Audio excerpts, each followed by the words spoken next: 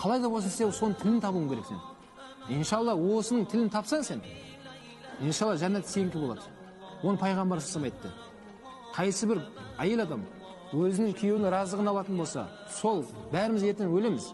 Өлім сәтінде жатқан кезде сол күйеуі әйеліне разы болып кетсе деді, 8 жәннаттың есігі ашық болады деген да.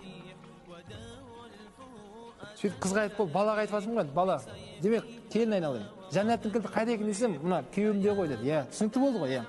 Енді жігітке қарап, сенің жәннатың қайда десем, әйелің көрсетіп жатыр ол. Мынада деп қойды, қой айналайын, ол жақта емес. Енді сіз айтып жатсыз ғой дейді.